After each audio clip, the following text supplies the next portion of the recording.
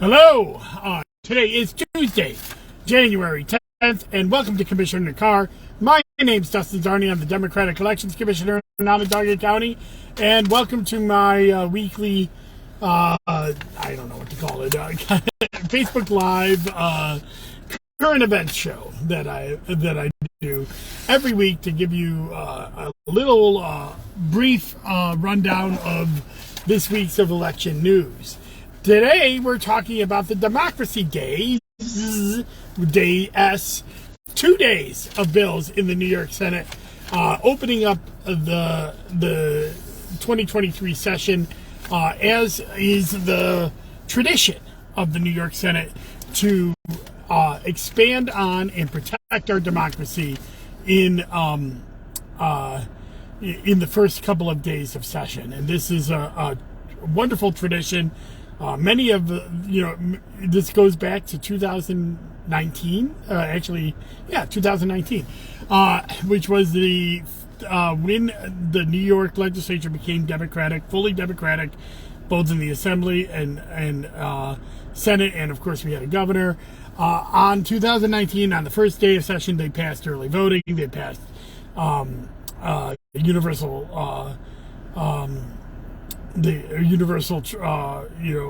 registration throughout New York State. In terms of moving your registration, they passed. They started the constitutional amendments. Unfortunately, they failed. Of the no-fault absentees and same-day registration. So it was the day that really New York started its, as Senator Myrie likes to say, started its transition from worst to first. And there's a large tradition now, every year, 2019, 2020, 2021, the New York Senate has passed a lot of bills that will improve our democracy. And this year, they passed already 16 bills in the first 2 days that have to do with our democracy. And I'll go through those in a second. In fact, their agenda was so large, and it ran into the the State of the State by Governor Hochul. It was so large that they were unable to finish. They had 2 more bills that will be passed next week, and I'll touch on those as well. So let's run down the list, shall we?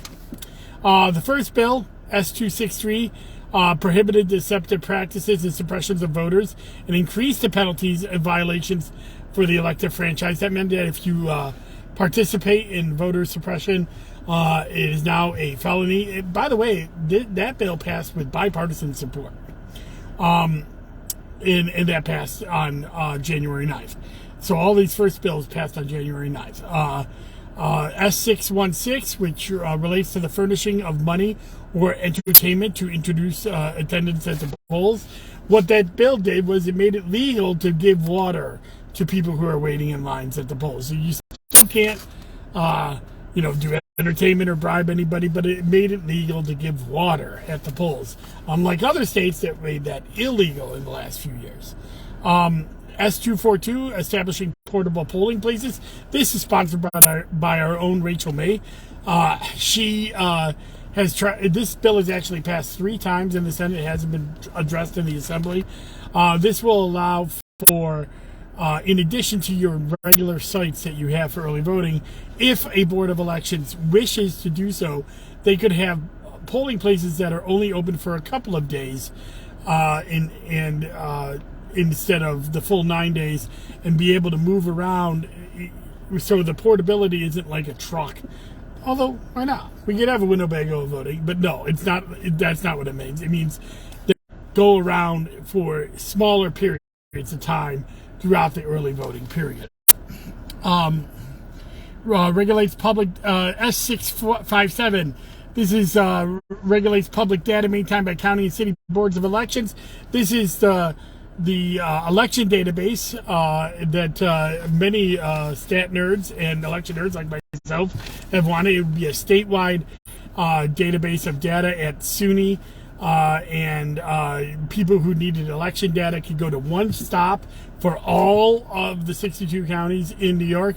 A big step forward for campaigns and for Joe Q Public who just wants information that they're not able to get, or they'd have to call 62 different boards to get it. S610, authorized boards of elections establish absentee ballot drop-off boxes. This would just allow, again, it's a not mandate, it's a allow for boards of elections to put ballot box drop-offs in different locations, town halls, whatever that they may be, to drop off absentees, and that way people would not have to mail it in. And that it would, again, many other states have this. Almost half the states have something like this. So, again, it's not, I think it's a good idea. S350 was probably the most controversial of the first 2 days of passage. This is requiring legal challenges to constitutional provisions of the election law to be filed in 4 different courts: Erie County, Westchester County, Albany County, and I believe it's also in New York City. And the reason for that is to stop what we've seen in the last few years, is these forum shoppings where people go to the smallest county or the most likely county to render a favorable decision. These are the 4 appellate divisions that are seated throughout the state, and this would regulate people that are trying to challenge the constitutionality of election laws. They won't be able to go to just some random county to be able to do that. And then that was on the first day. There was 6 on the first day, but then they did 10 today before they broke for the State of the Union. So let's go through those. S587, mandated training curriculum for poll workers. This would standardize and have a mandated training curriculum for election workers throughout the state, administered by the State Board of Elections. They wouldn't actually do the training. They would create the curriculum for it. S612 prohibits conflicts of interest among Board of Elections employees. That means that if you can't be a Board of Elections employees and consult or work on campaigns, that kind of stuff. So that's a bill that I have no problem with. I don't do that. If I do stuff, I do it volunteer. I don't do paid work for other campaigns. S613A, another bill that got bipartisan support, subtracts from the federal adjusted gross income any income earned by election inspectors, poll clerks, or elections. So that means that you won't have to pay federal income tax to be a poll worker. That a lot of people are worried about the federal income tax when they're poll workers, especially if they're working multiple days and they're earning over the $5.99 value. So this is something that will help with poll workers. S614 prohibits elections commissioners and deputy commissioners from holding a publicly elected office. Right now, elections commissioners can only hold village offices, and deputy commissioners can hold whatever office they want. I've known of some deputy commissioners that are town justices or town board members, that kind of stuff. This would now bar them from doing so, and I actually think it's a good bill. Why? How can you hold an office that you are directly responsible for administering? That's a tough thing there. S617 relates to mandatory training curriculum. This is for elections commissioners. And this is a big thing because we do have training, but it's not mandatory. And we have training that goes on twice a year during our conventions, which I'm going to be going to next week. And I'll be reporting and doing commission and regard from our convention. But a lot of small counties won't pay for their employees to go to these training sessions. This would mandate that the commissioners have to go. And this is important because election laws are changing each and every year. S136 increases compensation of election inspectors to $300 and coordinators to $350 in New York City, and also so it's $300 upstate, $350 in New York City. A lot of counties, including our county, only pays minimum wage for election inspectors. This is important to raise this up, because it is hard to find people that are willing to give up a day's worth of work to be an election inspector, and if they're not properly compensated, and this will allow us to do so. S585 relates to the removal of an election commissioner. This is sponsored by our own Rachel May, and it's something that I support, despite its sounding. This would allow the State Board of Elections to institute an action to remove an elections commissioner. Since the State Board of Elections is made up of 2 Republicans and 2 Democrats, you would never have one party removing another person's election commissioner.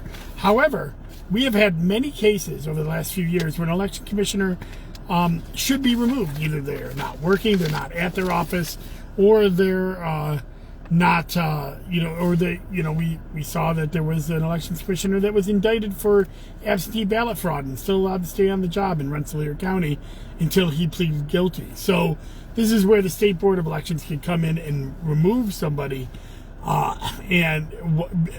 otherwise it was only the governor who could do that.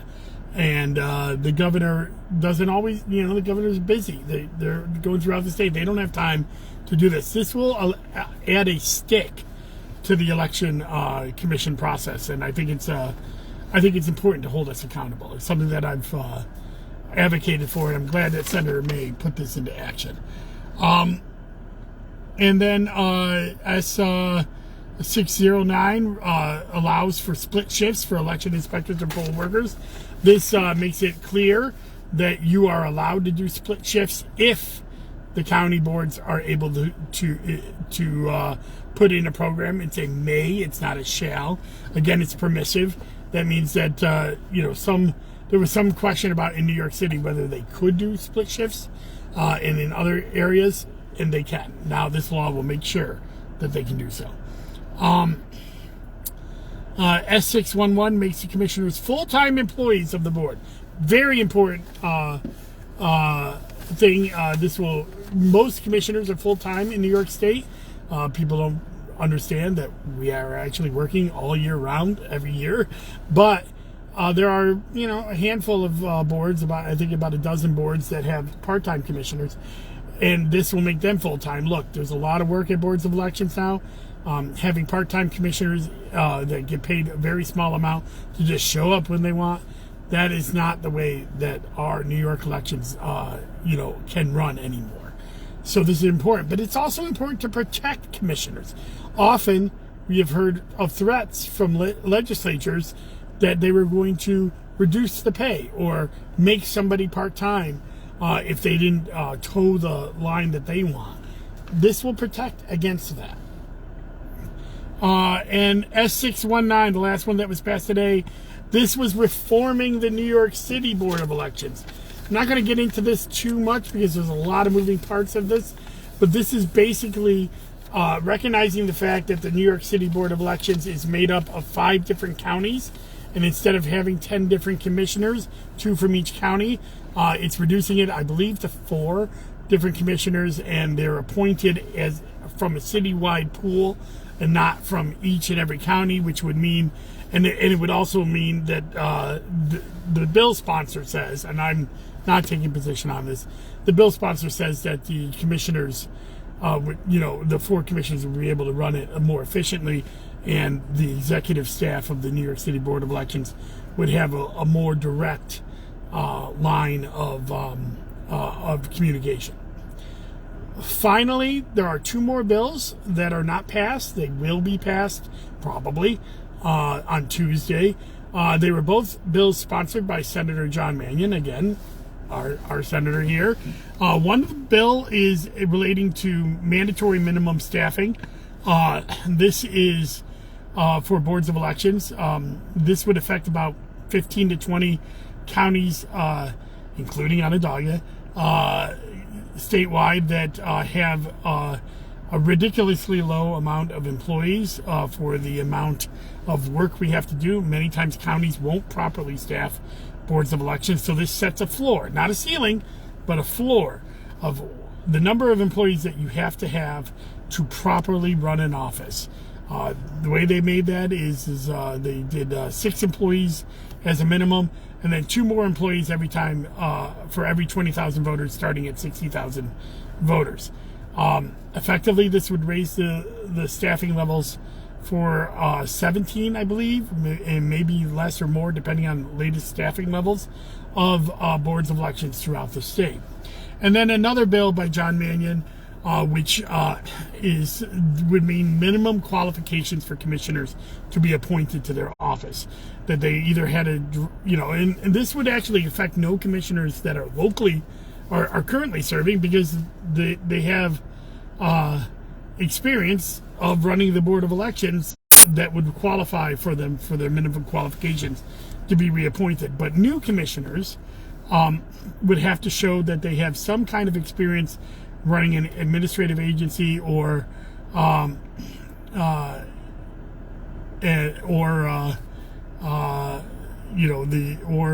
equivalent experience or degrees or something like that. So this sets, again, a very bare minimum, but a good bare minimum for election commissioner qualifications.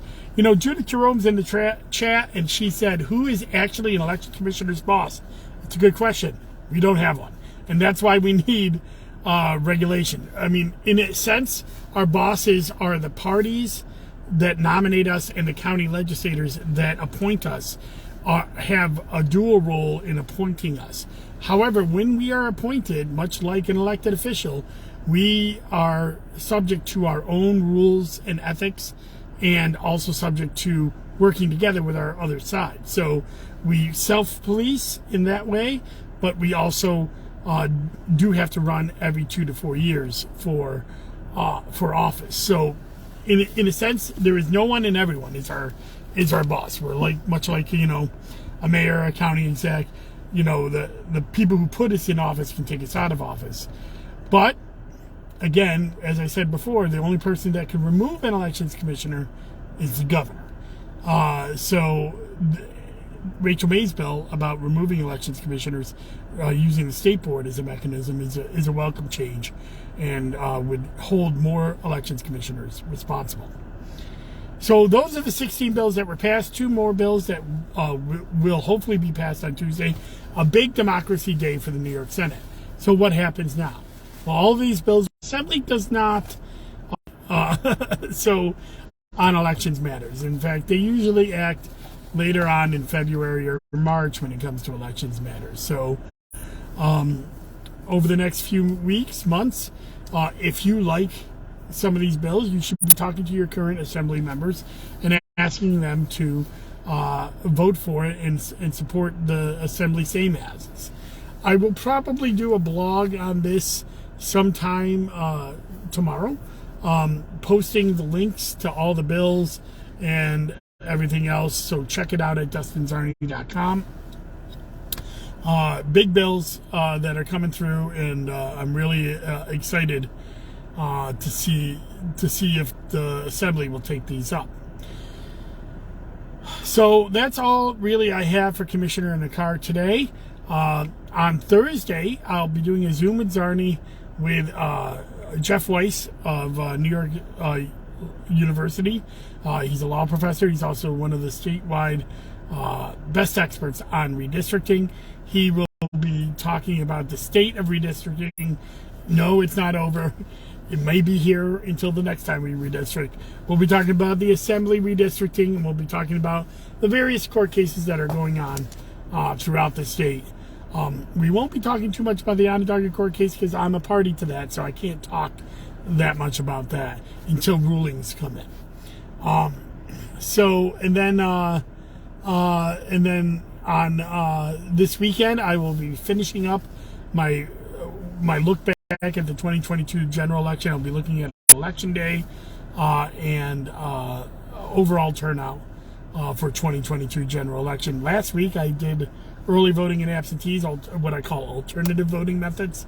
Check that out. It's on the website, DustinZarni.com, under the weekly wonk section. I just posted it last Sunday, so check that out. That's really all I got for today. And maybe tomorrow I might have a blog up about these bills. Next week, we'll be talking to Alec Lewis on my Zoom and Zarni program. We'll be talking about the state of the state that just happened today. So you have to wait a little while to get a little digestion on that. But the state of the state was just happened today with Governor Hochul, and we'll be talking about that later on next week. While I'm at conference, I'll be airing that program. So thank you very much. I'm Dustin Zarni. Go to DustinZarni.com to like and subscribe if you haven't already. It's free, and you can get content and election news updates that I post there. I did 270 posts last year, so it's an active site. And I have archives on there of stuff going back to 2012 when I became commissioner. So check that out. Thank you very much, and enjoy your Tuesday. Bye-bye.